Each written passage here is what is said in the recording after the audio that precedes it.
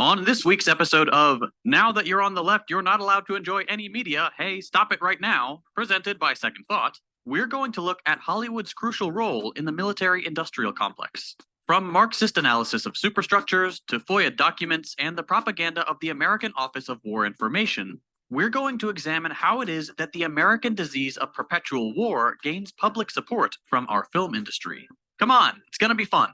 We're doing a Marxist analysis of Shrek, but for all of Hollywood. So, where do we start? Well, a good place to begin talking about all of this is with the Department of Defense's direct involvement in Hollywood movies' depiction of the United States and its armed forces. To be clear, if you go to the DoD's website, they are very upfront about the fact that they are involved in Hollywood productions and in the way scripts for major blockbusters are written. What you might not expect is the, let's say, interesting way they like to phrase that involvement. Here's what the website reads. The Defense Department has a long-standing relationship with Hollywood. In fact, it's been working with filmmakers for nearly 100 years. Production agreements require the DoD to be able to review a rough cut of the film, so officials can decide if there are areas that need to be addressed before a film is released. While Hollywood is paid to tell a compelling story that will make money, the DoD is looking to tell an accurate story. Sure, we'll get to that last part in a second. But first, we should get an idea of the actual scale of DoD involvement. In a series of publicly accessible documents, you can get a list of all the movies and TV shows that the DoD admits publicly to have contributed to or denied assistance. The list goes back decades, and what's great about it is that there are little notes about what the DoD changed in each of these movies or the reasons they were refused assistance. For a good number of these movies, it's very clear that in return for access to military equipment and locations, which would otherwise be incredibly costly to reproduce for even big-budget studios, certain storylines and dialogues were altered or removed entirely.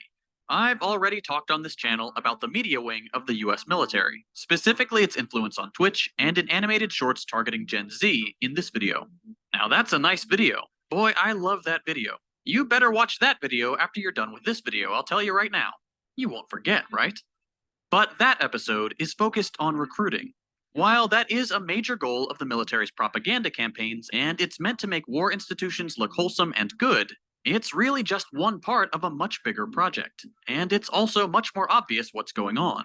It's the military saying how the military is great on its own platform, not on someone else's platform like a big-budget Hollywood movie. What the FOIA documents reveal is the much more subtle ways, the insinuations, the detailed rewrites that don't necessarily make the military look great, but that gloss over the realities that make it look bad, or that make sure more critical movies have a harder time getting produced, that they don't get access to the privileges the pro-military movies do. 욕망에는 물이 없어요. 집이 없으니까 이 수도를 안 넣어줘요. 그럼 물이 귀하지. From the military's point of view, this kind of favoritism makes complete sense. Why would they promote a movie that makes them look bad by accurately reflecting the imperialist project the US has undertaken, especially since the end of the Second World War? They wouldn't, and they don't. The result of this favoritism is that the films that do get DoD support paint a pretty uniform image of the US military as heroic and exemplary in most cases, and only accidentally ineffective, but ultimately well-meaning at the very most critical end of the spectrum. And because these pro-military movies end up saving so much on production costs and get access to military equipment and facilities for shoots, they are far more likely to get produced and to become blockbusters. It's the case for some MCU movies. It's Top Gun. It's Bond movies like Tomorrow Never Dies. Those are the movies that get DoD support and that get the cleanup treatment. Now, to be clear, movies that portray the military apparatus more accurately, with less of a rose-tinted hue, are still going to be made.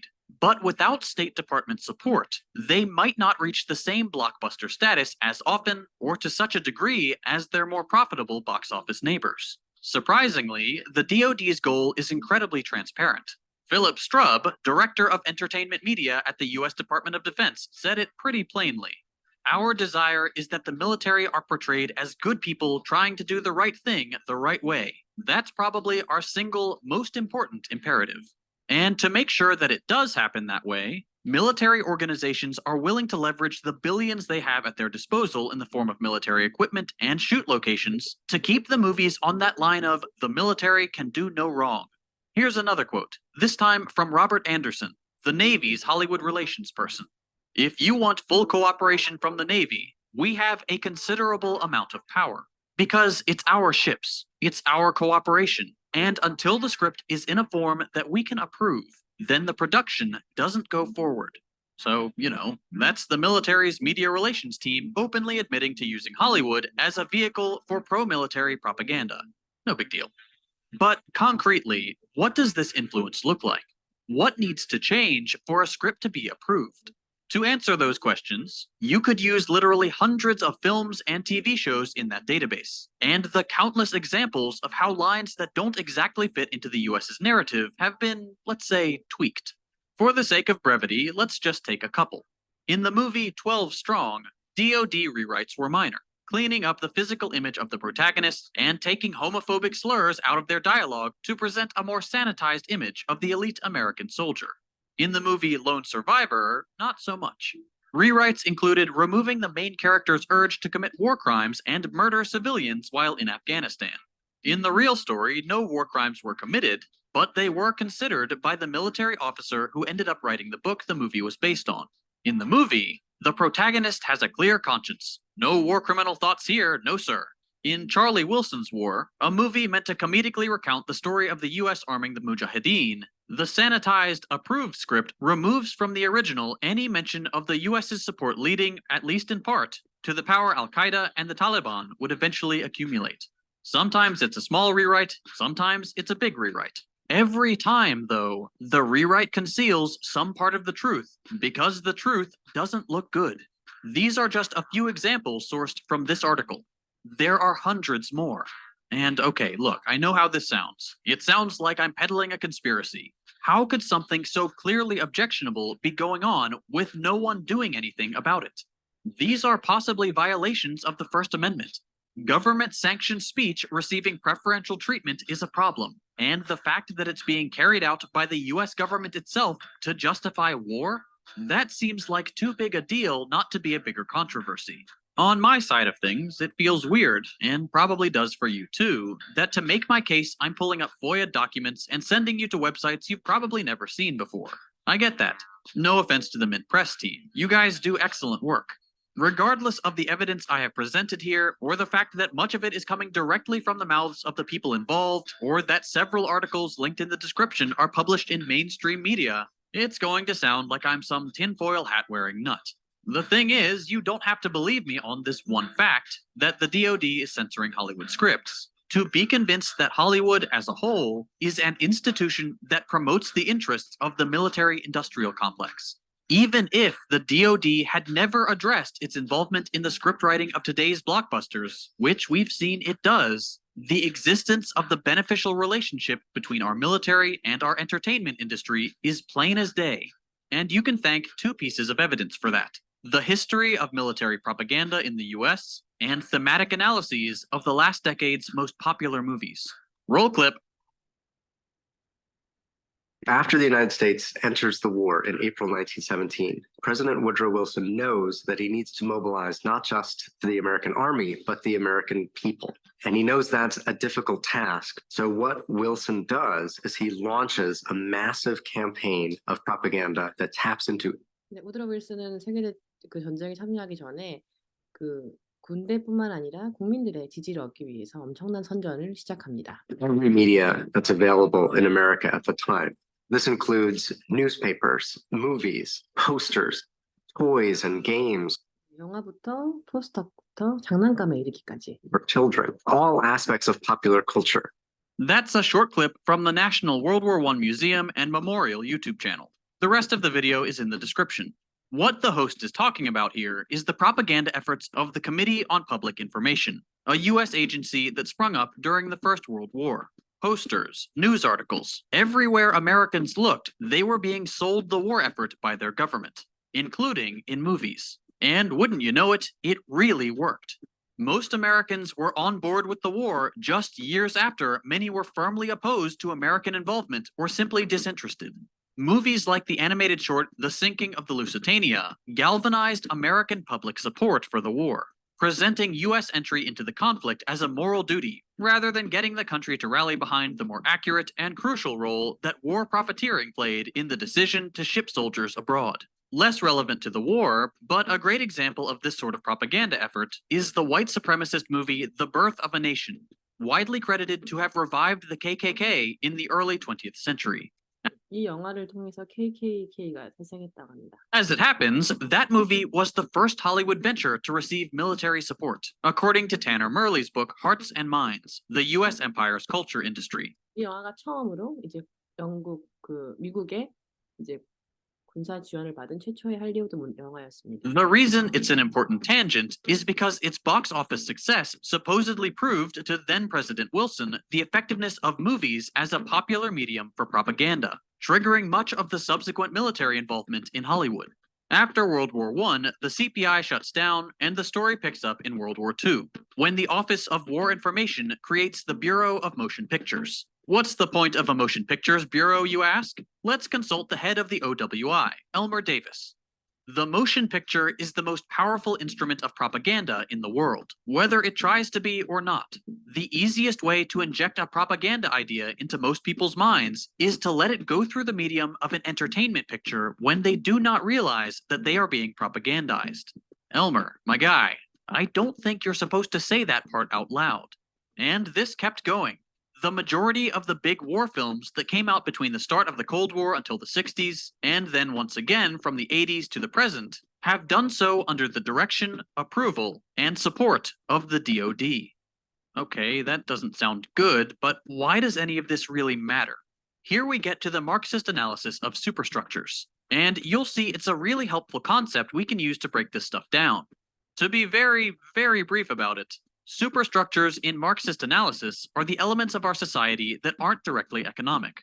Law, media, culture, religion, education, whatever you want. If it's something that molds or represents a form of ideology, some ideas we can have about the world, it's probably going to be part of the superstructure. Let's focus on culture. According to Marxist theorists, the production of cultural texts, like movies, is rooted in and influenced by the economic context in which it appears, and in a mutually reinforcing way, can often come to justify and support that economic situation.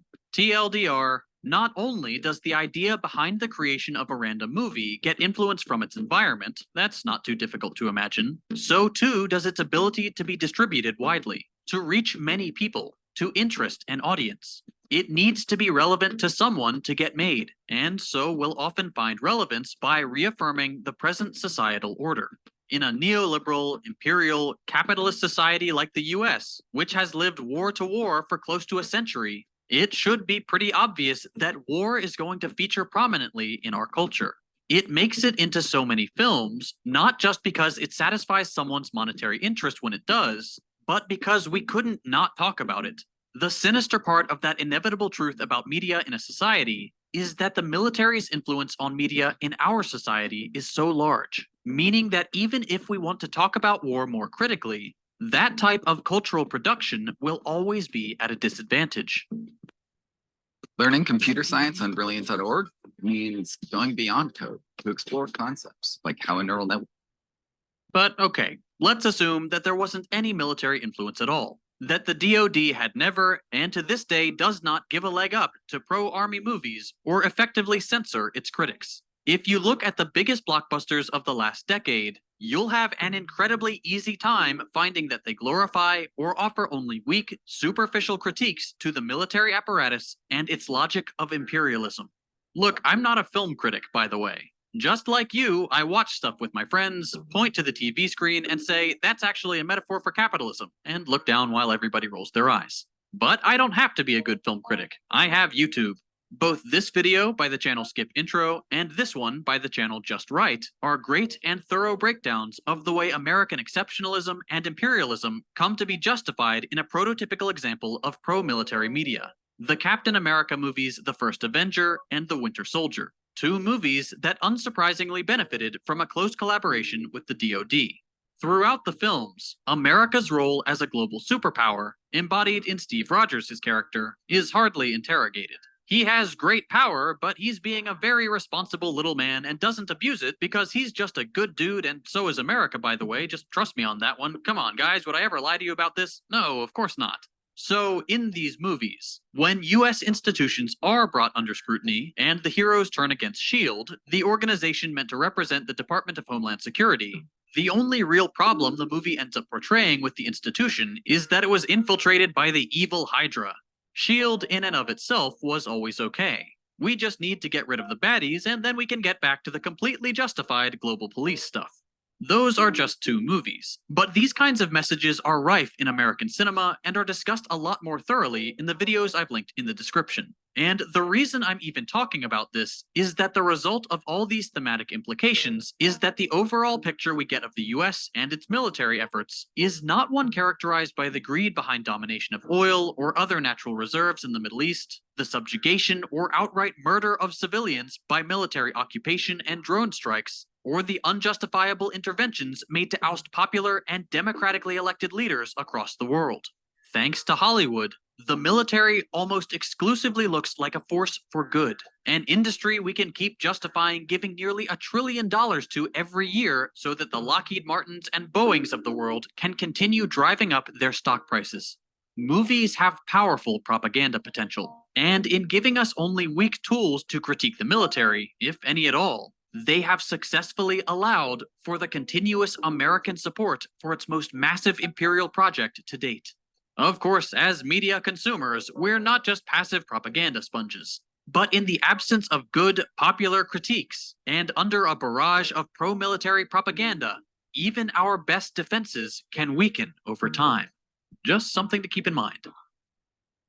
I mentioned at the beginning of this video that this episode is made possible by Fabulous. Let me tell you why. As I've told you all before, it's pretty hard to get sponsors on my channel. That's partly due to the nature of my content, and partly because I'm very picky regarding what is true. There's no I could plenty of water. I haven't heard of Fabulous. I like about you have up, or you can use journeys, specially crafted habit building that's actually backed by stuff that you can self-care app. I've been using Fabulous, and to embed, I don't has earned 100 people to really cool added in me in overcoming those feelings, and it really does. If you enjoyed this video, consider dropping a like. If you hated it, a thumbs down.